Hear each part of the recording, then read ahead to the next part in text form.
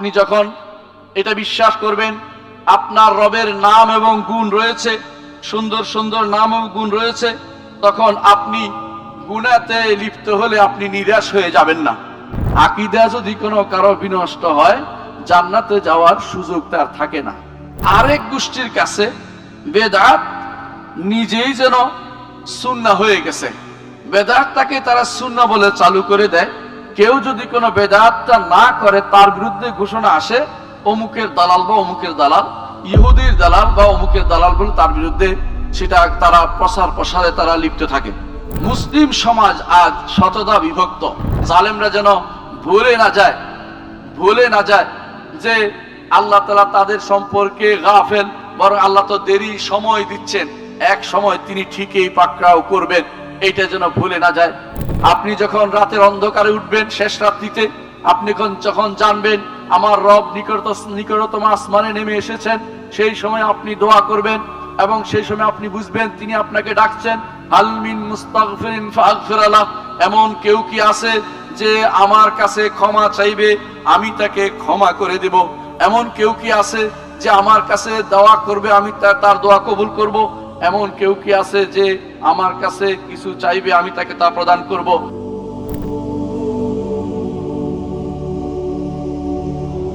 আসসালামু আলাইকুম ওয়া রাহমাতুল্লাহি ওয়া বারাকাতুহু। আলহামদুলিল্লাহ রাব্বিল আলামিন ওয়াল আকিবাতু লিল মুত্তাকিন ওয়া লা উদওয়ানা ইল্লা আলাল যালিমিন। আম্মা বা'দ।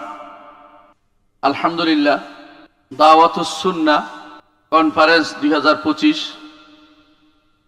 একটি ব্যতিক্রমধর্মী কনফারেন্স। উত্তরার বুকে কনফারেন্স হওয়ার এটা খুবই গুরুত্বপূর্ণ। বিশেষ করে উত্তরায় যারা বাস করে এবং দূর দূরান্ত যারা এসেছে, সবাইকে এই কনফারেন্স ইনশাআল্লাহ সঠিক দিশা দিতে পারবে। আজকে আমরা যে বিষয়টি নিয়ে আলোচনা করতে আমাকে বলা হয়েছে তা হচ্ছে সহিহ আকীদা ও প্রভাব সমাজের উপরে, এর গুরুত্ব ও প্রভাব। বিশুদ্ধ আকীদার প্রভাব কি সমাজের উপরে? প্রিয় ভাইয়েরা, প্রথমেই আমি যে বিষয়গুলো আলোচনা করব তা বলে দিচ্ছি। আকীদা নিয়ে আলোচনা করব, বিশুদ্ধ আকীদা নিয়ে আলোচনা করব, সমাজ নিয়ে আলোচনা করব, সমাজের অবস্থা নিয়ে আলোচনা করব, তারপর আকীদার সাথে সমাজের কি সম্পর্ক সেটা নিয়ে কিছু আলোকপাত করব ইনশাআল্লাহ। প্রথমেই বলতে চাচ্ছি, আকীদা শব্দটির একটি অর্থ হচ্ছে বাধা, বেঁধে দেয়া। আরেকটি অর্থ হচ্ছে অঙ্গীকার। আল্লাহ তাআলা বলছেন আউফু বিল উকুদ, আদ শব্দ থেকে সেটা এসেছে। তৃতীয় শব্দ হচ্ছে কোনো কিছুর সাথে লেগে থাকা, মুলাজামা যেটাকে বলা হয়। রাসূলুল্লাহ সাল্লাল্লাহু আলাইহি ওয়াসাল্লাম বলেছেন আল খাইলু মারকুদুন ফি নাওয়াসিহাল খাইল ইলা ইয়াউমিল কিয়ামা। ঘোড়ার কপালে কল্যাণ লেখা হয়েছে কিয়ামত পর্যন্ত। অর্থাৎ ঘোড়ার মধ্যে কল্যাণ থাকবে। ঘোড়া লালন পালন করলে যুদ্ধাস্ত্র হিসেবে ব্যবহৃত হবে, বাহন হিসেবে ব্যবহৃত হবে। শব্দ হচ্ছে মারকুদুন, অর্থাৎ যা মুলাজামাত করে লেগে থাকে অর্থে। 4 নম্বর অর্থ হচ্ছে তাগিদ দেয়া। যেমন বলে আকদুল বাই, আকাদাল বাই, বেচা কিনা কমপ্লিট করেছে।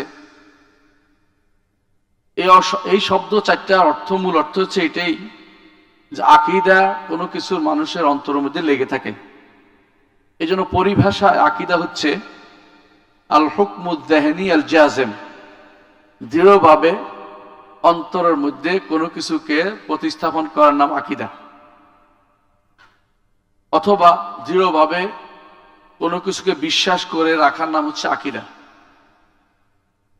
অন্তরের মধ্যে সুদৃঢ়ভাবে থাকতে হবে এবং অন্তরের মধ্যে লেগে থাকতে হবে, তো এটা আকীদা হয়। আকীদা ব্যতীত কোনো মানুষ নেই। প্রত্যেকটি মানুষের আকীদা আছে। পাগল অথবা ছোট বাচ্চা ব্যতীত সবাই আকীদা ধারণ করে। যেই ব্যক্তি বলে আমার কোনো আকীদা নেই, সেটাও তার একটা আকীদা। কারণ আকীদা ছাড়া কেউ চলতে পারে না। একজন মানুষ বিশ্বাস ছাড়া কোনোদিন দুনিয়াতে টিকে থাকতে পারে না। যে অবিশ্বাসী সেও একটা বিশ্বাস ধারণ করে, যে নাস্তিক সেও একটা বিশ্বাস ধারণ করে। সুতরাং সমাজের প্রতিটি মানুষের, বিবেকবান মানুষের, সমাজের প্রতিটি প্রাপ্তবয়স্ক মানুষের কি আছে? আকীদা আছে। একটা সমাজ যে আকীদা নাই বা আকীদার প্রভাব নাই এটা বলা যাবে না। আবার এটাও বলা যাবে না যে আকীদা ফেক, আকীদার প্রয়োজন নাই, এমন কথাও বলা যাবে না। আকীদা হচ্ছে মানব জীবনের পরম এবং চরম সম্পদ, যার কারণে মানুষ জীবন দিতেও প্রস্তুত হয়ে যায়, যার কারণে মানুষ ভাই ভাই শত্রু হয়, যার কারণে একে অপরকে কাছে টেনে নেয়। দূরের সালমান ফারসি আর হাবশার বেলাল রাদিয়াল্লাহু আনহু একসাথে চলাফেরা করতে পারে আকীদার কারণেই। আর চাচা হয়েও আবু লাহাব রসুলের সাথে শত্রুতা পোষণ করে আকীদার কারণেই। সুতরাং আকীদা বিশ্বাস, আকীদা হচ্ছে এমন জিনিস যেটা কোনোদিন কেউ অস্বীকার করতে পারে না, যে আমার নাই এ কথা বলতে পারে না।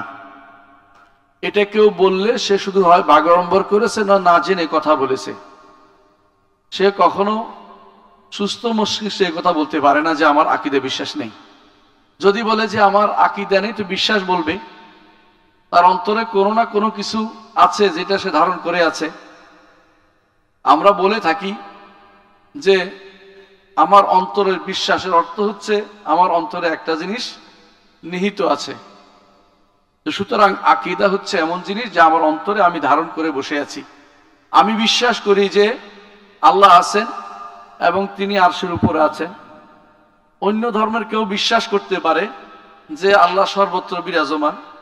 অনুরূপভাবে আমি বিশ্বাস করি আল্লাহ তাআলা তিনি আরশের উপর থেকে যখন যেখানে শেষ রাত্রি হয় সেখানে নেমে আসেন।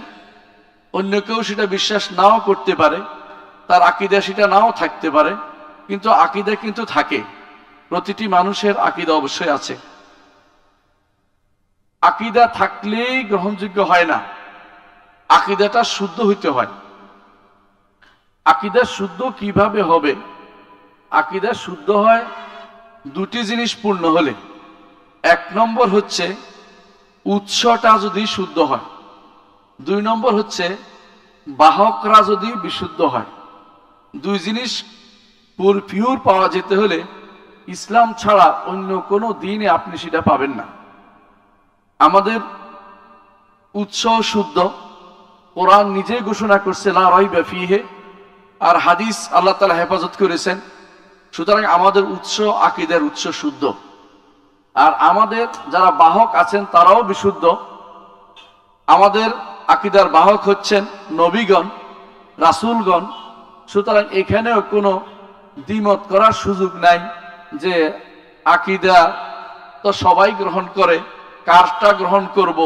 কারণ আপনি তো বিশুদ্ধটাই গ্রহণ করবেন। বিশুদ্ধ গ্রহণ করতে হলে দুইটা জিনিসই লাগবে, উৎসটা শুদ্ধ, আকীদার বাহকরাও শুদ্ধ, বিশুদ্ধ পরিশুদ্ধ মানুষ। আকীদা হচ্ছে সংবাদ, একটি সংবাদ যেখানে আপনার কাছে নিয়ে আসা হবে। আপনি সবসময় বলবেন সংবাদটার উৎস কি, সংবাদটার উৎস কি। দ্বিতীয় হচ্ছে উৎস, যারা সংবাদটা নিয়ে আসছে তারা কারা। এই দুদিক থেকে বিশুদ্ধ আকীদা কি সেটা আপনি বুঝতে পারবেন। ইসলাম হচ্ছে একমাত্র বিশুদ্ধ আকীদার দিকে আপনাকে আহ্বান জানাচ্ছে। ইসলামই একমাত্র বিশুদ্ধ আকীদার দিকে আপনাকে আহ্বান জানায়। এটাকে ঈমানও রাখতে হবে, এটাকে বিশ্বাসও করতে হবে, এটাকে প্রচারও করতে হবে যে ইসলাম ছাড়া অন্য কোনো আকীদা পরিশুদ্ধ হতে পারে না। কারণ তাদের উৎস অনেকের শুদ্ধ নেই, অনেকের বাহক তারাও পরিশুদ্ধ বলে প্রমাণিত হয়নি। সুতরাং বিশুদ্ধ আকীদার যদি ধারক বাহক শুদ্ধ হয় এবং যদি উৎস শুদ্ধ হয়, সেটা বিশুদ্ধ আকীদা হবেই হবে। সেজন্য আমরা বিশুদ্ধ আকীদা সেটাকেই বলবো যেটা কোরআন এবং সুন্নাহর মাধ্যমে এসেছে এবং যেটা আমাদের কাছে বিশুদ্ধভাবে এসে পৌঁছেছে। এর মাধ্যমে আমরা নির্ধারণ করতে পারি যে বিশুদ্ধ আকীদা হচ্ছে সেটাই যে জিনিসটি আমার অন্তর দৃঢ়ভাবে ধারণ করে, যে জিনিসটি আমার অন্তর বিশুদ্ধভাবে আমার অন্তরে গিরা দেয়, গিট্টু লাগায়, চলে যায় না, আটকে থাকে অন্তরের ভিতরে, সেই জিনিসগুলো কিন্তু কিসের সাথে জড়িত? গায়েব 20 জিনিসের সাথে জড়িত। যে জিনিস আমি দেখিনি, না দেখে ঈমান এনেছি, সেটার সাথে এই আকীদা জড়িত রয়েছে। এজন্য আমাকে নির্ধারণ করতে হবে আকীদার বিষয় কিসের সাথে জড়িত। আকীদা এটা নয় যে আমি আপনাকে দেখছি অথবা আমার সামনে মাইক রয়েছে বিশ্বাস করলাম, এটা নয়।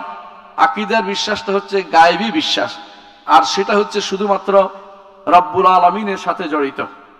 রব্বুল আলামিনের সত্তা না দেখে ঈমান এনেছি, রব্বুল আলামিনের কর্ম না দেখে বিশ্বাস করেছি, রব্বুল আলামিনের নাম না দেখে তিনি ঘোষণা দিয়েছেন সেটাই মেনে নিয়েছি, রব্বুল আলামিনের গুণগুলো তিনি যা জানিয়েছেন সেগুলি মেনে নিয়েছি, রব্বুল আলামিনের কর্ম তিনি যা করেছেন বলেছেন সবগুলি মেনে নিয়েছি, রব্বুল আলামিনের অধিকার, তার অধিকার একমাত্র তার জন্য নিবেদিত করছি। এগুলি হচ্ছে আকীদার বিষয়। আকীদার বিষয় আর কিছু নয়, একমাত্র আল্লাহর সাথে জড়িত। তার আল্লাহর সত্তা, আল্লাহর কর্ম, আল্লাহর নাম, আল্লাহর গুণ, আল্লাহর অধিকার, এই 5টি জিনিস যে ব্যক্তি বিশুদ্ধভাবে আল্লাহর জন্য নির্ধারণ করতে পেরেছে কোরআন এবং সুন্নায় আসা পদ্ধতিতে, সেই ব্যক্তি বিশুদ্ধ আকীদার অধিকারী। বিশুদ্ধ আকীদার অধিকারী হতে হলে আপনাকে অবশ্যই এই আল্লাহ তাআলার সংক্রান্ত বিষয়গুলোকে মেনে নিতে হবে। এই সংক্ষেপে এটাকে ঈমানের 6টি রোকনে এসেছে। সেটাই বলে আমানতু বিল্লাহি ওয়া মালাইকাতিহি ওয়া কুতুবিহি ওয়া রুসুলিহি ওয়াল ইয়াউমিল আখির ওয়াল কদরি খাইরিহি ওয়া শাররিহি। এগুলি হচ্ছে বিশুদ্ধ আকীদার বিষয়। বিশুদ্ধ আকীদার এগুলিতে, এই সাবজেক্টগুলোতে আপনার আকীদা যদি পরিশুদ্ধ হয়ে যায়, আপনি বিশুদ্ধ আকীদার অনুসারী। আর এগুলোতে যদি কোনো আপনার আকীদা শুদ্ধ না হয়, আপনি বাতিল আকীদার অধিকারী, আপনার জীবনের কোনো মূল্য নেই। আপনি যদি কোনো জানও দিয়ে দেন, আপনি সারা সম্পদ যদি আল্লাহর রাস্তায় ব্যয় করে ফেলেন, আল্লাহর দরবারে তা গ্রহণযোগ্য হবে না। আল্লাহর দরবারে তা গ্রহণযোগ্য হবে না। আপনি কোনোদিন জান্নাতে যেতে পারবেন না। আকীদা যদি কোনো কারো বিনষ্ট হয়, জান্নাতে যাওয়ার সুযোগ তার থাকে না। কেউ যদি কোনো সব মেনেছে কিন্তু তাকদীরের উপর ঈমান মানেনি, সেই ব্যক্তি ঈমানদার হতে পারে না, সেই ব্যক্তি কোনোদিন জান্নাতে যেতে পারবে না। এরকম ভাবে প্রত্যেকটি রোকনকে যথাযথভাবে আপনার আকীদা বিশুদ্ধ হতে হবে। এইটা হচ্ছে নবীদের দাওয়াত, এটা হচ্ছে কোরআনের দাওয়াত, এটা হচ্ছে নেককার লোকদের দাওয়াত, এটা হচ্ছে সৎপন্থী মানুষের দাওয়াত, এটা হচ্ছে সালফে সালেহিনের দাওয়াত। এই দাওয়াতের বিকল্প কেউ চিন্তা করলে সে নিজেই পথভ্রষ্ট, অন্যকে পথভ্রষ্ট করছে। এখন আমি আলোচনা করতে চাই সমাজে বিশুদ্ধ আকীদার কি প্রভাব। প্রথমত, সমাজ কাকে বলে? সমাজ হচ্ছে একদল, একটা গোষ্ঠী যারা নির্দিষ্ট একটা নিয়মে বসবাস করে, নির্দিষ্ট একটা নিয়মের মধ্যে চলে, এটাই হচ্ছে সমাজ। এটা মানুষও হতে পারে, অন্য প্রাণীও হতে পারে। যেমন প্রাণী সমাজ, মনুষ্য সমাজ, জিন সমাজ অথবা অন্যান্য সমাজ, যেগুলো সমাজের অভাব নেই। সমাজ বহু রকমের সমাজ হইতে পারে।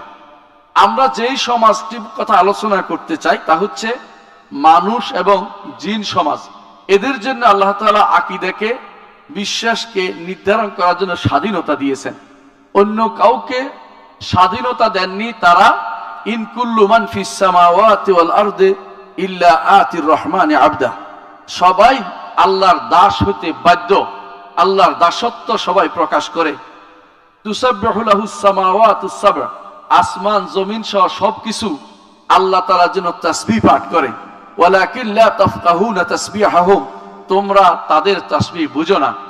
এবং ওয়াশ-শামসু ওয়াল কামারু বিহুসবান ওয়ান নাজমু ওয়াশ-শাজারু ইয়াসজুদান, আল্লাহ তাআলা বলছেন সবাই কিন্তু মেনে চলে।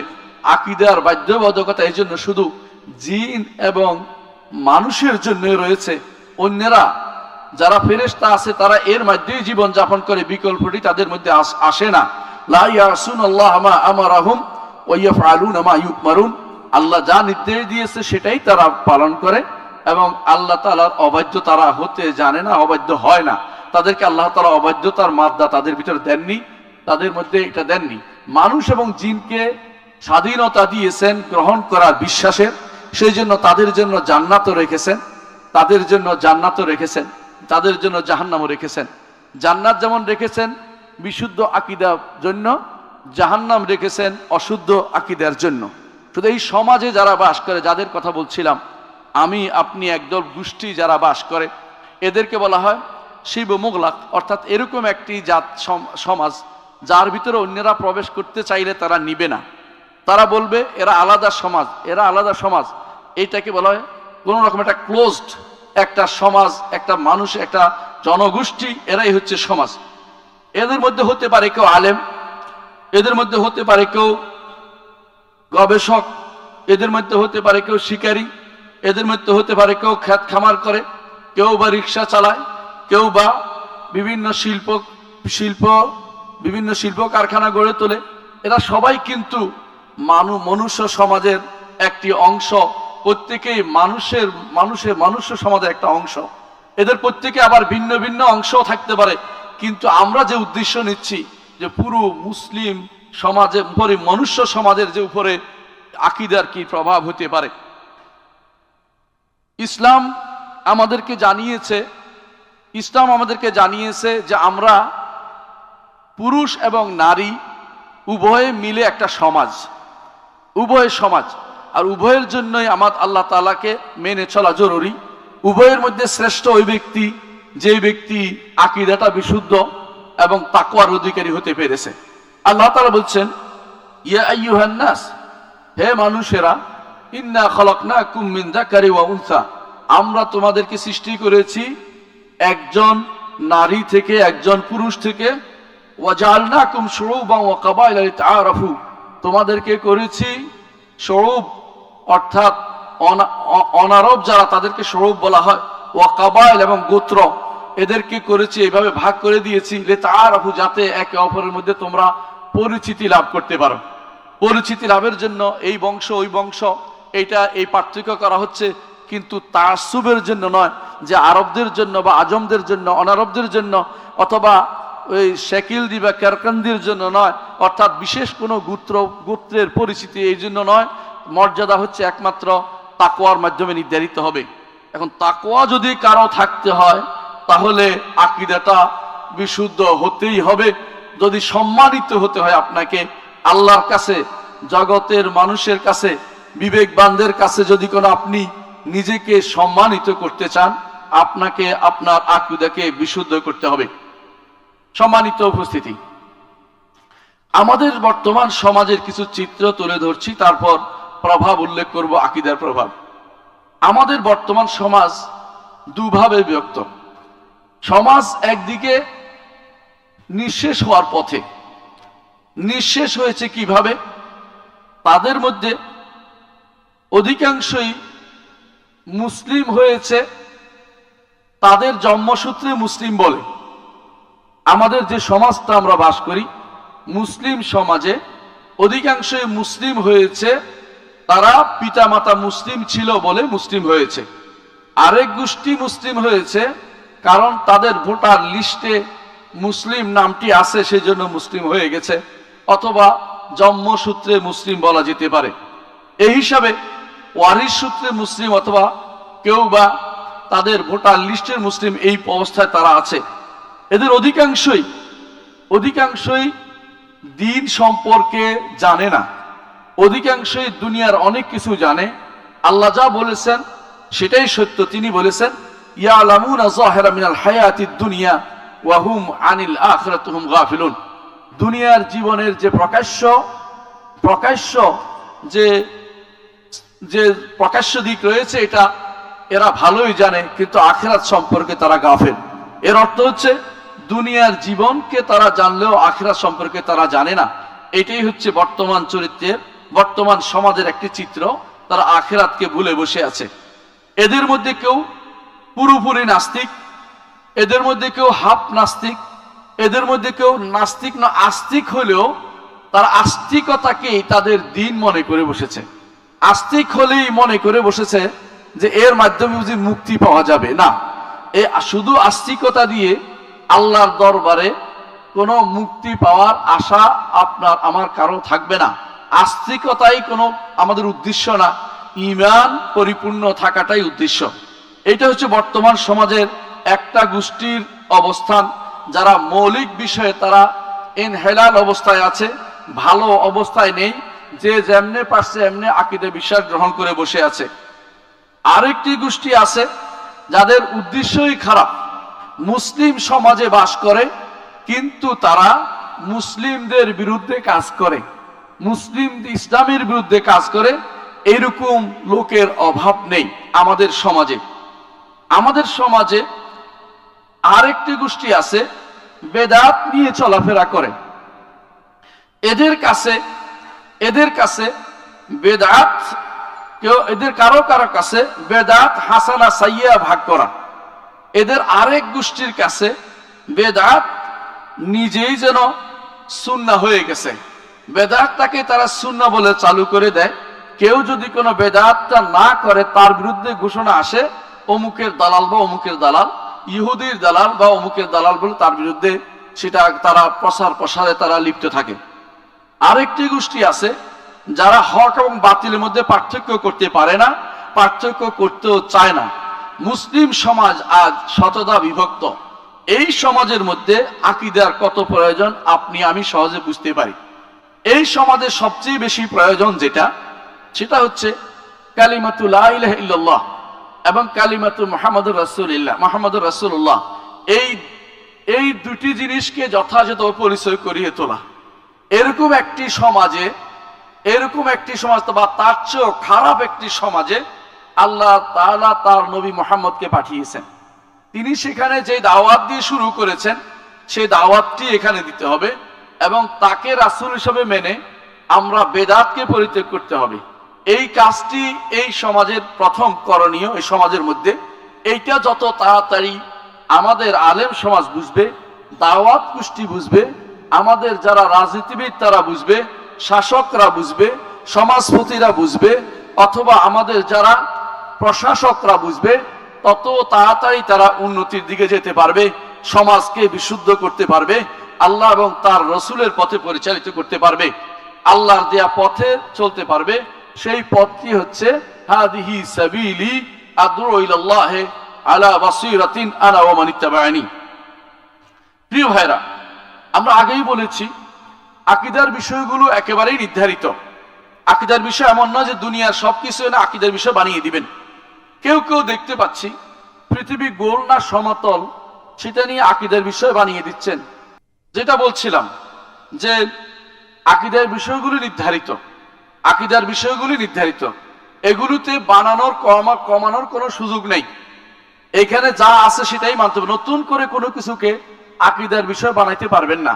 এই জন্য আপনার আমার জন্য আকীদার বিষয়গুলি জেনে সেগুলি সমাজে কি প্রভাব সেগুলি জানার ব্যবস্থা আমরা করি। এক নম্বর হচ্ছে আমার রব্বুল আলামিন আল্লাহ তাআলাকে আপনি খালেক মালিক মুদাব্বির মানেন। সমাজের মধ্যে যদি কোনো কেউ আল্লাহ তাআলাকে, সমাজের মানুষরা যদি আল্লাহ তাআলাকে একমাত্র স্রষ্টা মানে, তাকেই যদি কোনো মালিক মানে এবং তাকেই যদি পরিচালক মানে, তাহলে সে কখনো কোনো কবরের কাছে কিছু করতে যাবে না, কোনো মাজারের কাছে যাবে না, কোনো ব্যক্তির কাছে নিজেকে সঁপে দিবে না, কারো কাছে মাথা নোয়াতে যাবে না, কারো উপরে ভরসা করবে না এবং কারো কাছে এমন কিছু চাইবে না যা শুধুমাত্র আল্লাহ তাআলাই দিতে পারেন।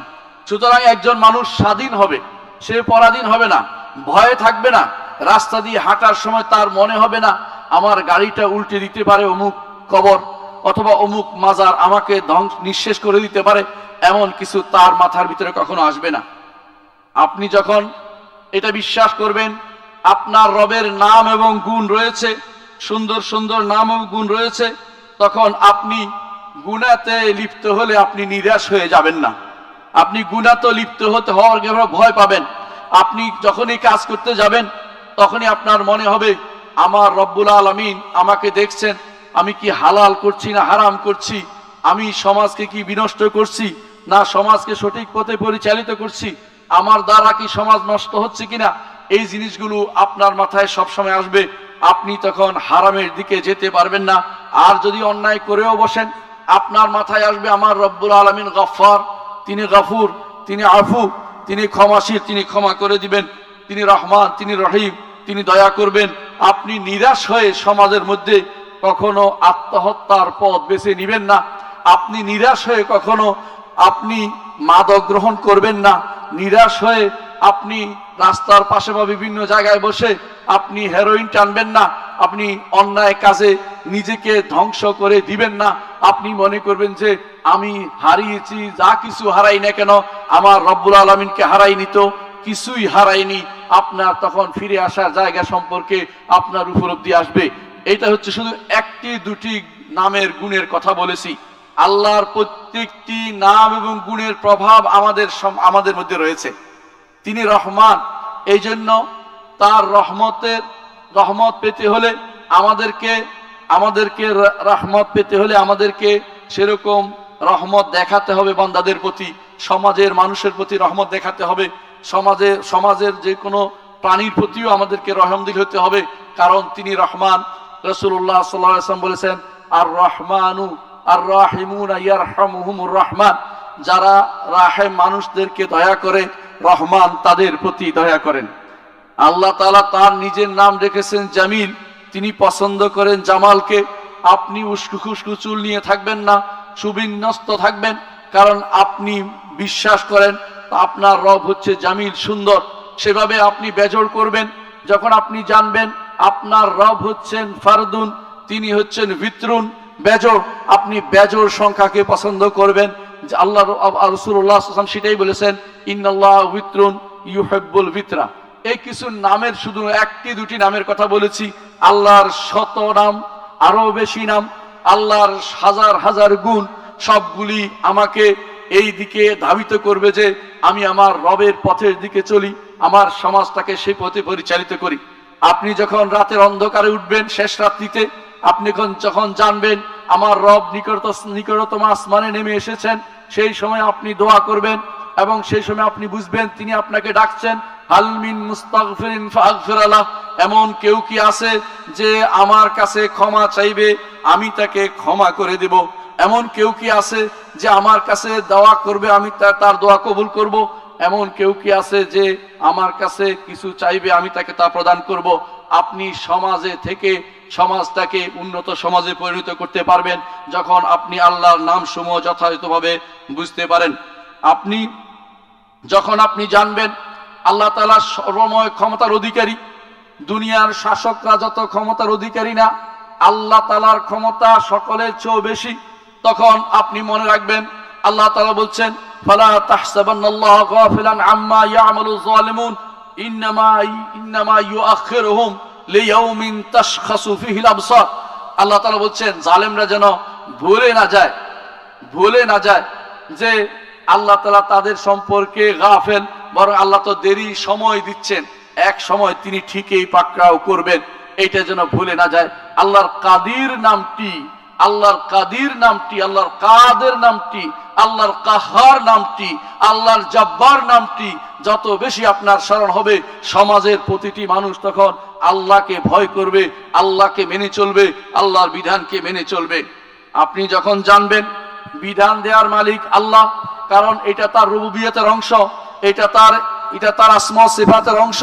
ইন্নাল্লাহু আল হাকাম ওয়া ইলাইহিল হুকুম, আল্লাহই হচ্ছেন হাকাম, তার কাছ থেকে হুকুম নিতে হবে, এটা আমার নবী মুহাম্মদ রাসূলুল্লাহ সাল্লাল্লাহু আলাইহি ওয়াসাল্লাম বলে দিয়েছেন।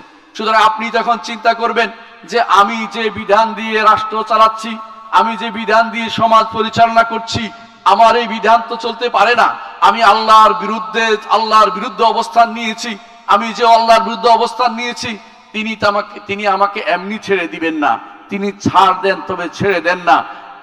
সর্বশেষ দুনিয়াতে ছাড় পেলেও আখিরাতে মুক্তি তার জন্য সুদূর পরাহত হবে, কারণ সে আল্লাহর বিধানকে দূরে ঠেলে দিয়েছে, আল্লাহর বিধানকে কখনো মেনে নেয়নি, আল্লাহ তাআলার বিধানকে অবজ্ঞা করেছে, আল্লাহর বিধান প্রবর্তন হতে হবে সেটা সে বিশ্বাস করেনি অথবা মেনে নেয়নি, বরং সে মনে করেনি যে আল্লাহ তাআলা তাকে পাকড়াও করবেন, এটা তার আল্লাহ বিশুদ্ধ আকীদার অভাবেই সমাজের প্রতিটি মানুষ সেটা করে, রাষ্ট্র সেটা করছে, এটাকে আমাদের মনে রাখতেই হবে। আপনি যখন জানবেন আল্লাহ তাআলা আরশের উপর থেকে আপনাকে দেখছেন, আরশের উপর থেকে তিনি আপনাকে দেখছেন, তখন আপনার কর্মকাণ্ড অত্যন্ত সমাজের প্রতিটি মানুষের কর্মকাণ্ড পরিশীলিত হবে। সে বুঝবে আমার কর্মকাণ্ড কিন্তু রেকর্ড হচ্ছে, ফেরেশতারা রেকর্ড করছে, আমার কর্মকাণ্ড আল্লাহ দেখছেন, তিনি সব কিছু জানেন। আহসাহুল্লাহু ওয়া নাসু, তখন সে সাবধানী হয়ে যাবে। আল্লাহ তাআলা কোরআনে কারীমে সেজন্য তার নবীকে বলছেন, আল্লাযী ইয়ারাকা হিনা তাকুম ওয়া তাকাল্লুবাকা ফিস সাজিদিন, আপনি যখন সালাতে দাঁড়ান আপনাকে আল্লাহ দেখছেন। আরো বলেছেন আলাম ইয়ালাম বিআন্নাল্লাহ ইয়ারা, এর বিপরীতে যেই ব্যক্তি আল্লাহ বিরোধী সে কি জানে না আল্লাহ তাকে দেখছে? আল্লাহ অবশ্যই তাকে দেখছেন। সমাজ বিশুদ্ধ হতে হলে অবশ্যই আপনাকে আকীদাকে বিশুদ্ধ করতেই হবে, নইলে সমাজ কোনোদিন বিশুদ্ধ হবে না। আপনি যখন 3 নম্বর পার্ট হচ্ছে এটা, আল্লাহর উপর ঈমানের পার্ট হচ্ছে আপনার ইবাদত একমাত্র আল্লাহর দিকে যাবে।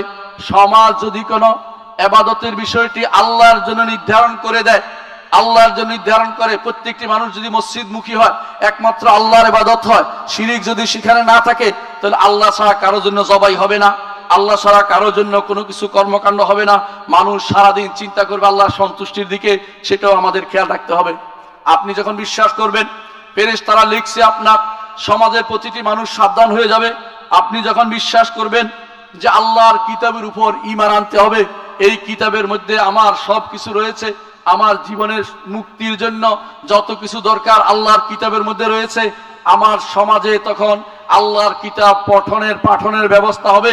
আল্লাহর বিধান থেকে মুখ ফিরিয়ে থাকার সুযোগ হবে না। আল্লাহ তাআলার দ্বীন সম্পর্কে অনেকেই এখনো মুখ ফিরিয়ে থাকে, সেই মুখ ফিরিয়ে থাকার অবস্থা তখন তৈরি হবে না। আপনি যখন জানবেন কিয়ামতের মাঠে আপনাকে উপস্থিত হতে হবে, তখন আপনার প্রতিটি কাজের জন্য আপনি সাবধান হয়ে যাবেন। আপনাকে মনে করতে হবে যে আল্লাহ তাআলা যেটা বলেছেন, আলা ইয়াজুন্নু উলাইকা আন্নাহুম মাবউসুন লিয়াউম, তারা কি জানে না, তারা কি মনে করে, বিশ্বাস করে না এটা, আন্নাহুম মাবউসুন, তারা লিয়াউমিন আযীম, সেই মহান দিনে পুনরুত্থিত হবে, আল্লাহর সামনে নিতে হবে। এই কথা যত মানুষ স্মরণ করবে ততই সমাজের প্রতিটি মানুষ পরিশীলিত হবে, শুদ্ধ হয়ে যাবে, অন্যায় কাজ থেকে তারা দূরে থাকবে। আপনি যখন জানবেন হাসরের মাঠে আপনার হিসাব দিতে হবে, হত্যা করা থেকে বিরত থাকবেন।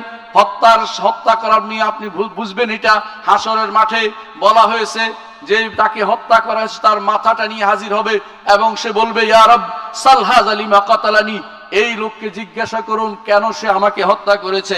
আপনি যখন জানবেন যে রব্বুল আলামিন যা যা করি সব হাসরের মাঠে উপস্থিত করবেন, কারো সাথে মিথ্যা আচরণ করবেন না, কারো উপরে জুলুম করবেন না, কারো সম্পদ বক্ষণ করবেন না। আপনি যখন জানবেন তাকদীর পূর্ব থেকে নির্ধারিত, আপনি হা বিদ্বেষ করবেন না, আপনি কখনো নিজেকে না পেলে আপনি আত্মহত্যা করবেন না, আপনি আল্লাহর সন্তুষ্ট মতে কাজ করে যাবেন। আপনি এটা বিশ্বাস করবেন আপনি যা পেয়েছেন তা কখনো আপনার থেকে না পাওয়ার ছিল না, যা পাননি সেটা আপনি কোনোদিনে পাবেন না, সুতরাং আপনি প্রচেষ্টা চালাবেন, না পেলে আপনি হতাশ হবেন না। এটাই হচ্ছে বিশুদ্ধ আকীদার দাবি। আপনি যখন বিশুদ্ধ আকীদা যথাযথ পূরণ করবেন, তখন এই সমাজে বেদাত থেকে মুক্ত হবে সমাজ, বা শিরিক থেকে মুক্ত হবে, এবং খোরাফাত যে সমস্ত অপসংস্কৃতি আছে তা থেকে মুক্ত হবে, এবং জিনা ব্যভিচার থেকে মুক্ত হবে। রাতের অন্ধকারে কি হয় সেটা থেকে মুক্ত হবে। মানুষ রাতের অন্ধকারকে ভয় না করে আল্লাহকে ভয় করবে। আল্লাহ তাআলা যে অন্ধকারে কি করছে সেটাও জানেন। তিনি জানেন অন্ধকারে, অমাবস্যার অন্ধকারে কালো পাথরের উপরে কালো পিঁপড়া যেভাবে বেয়ে ওঠা তিনি দেখতে পান। আপনার অন্তরের কোথায় কি আছে সেটা তিনি জানেন। ইয়ালামুস সিররা ওয়া আখফা, গোপন এবং গোপনের ভিতরে যা আছে সবই আমার রব্বুল আলামিন জানতে পারেন।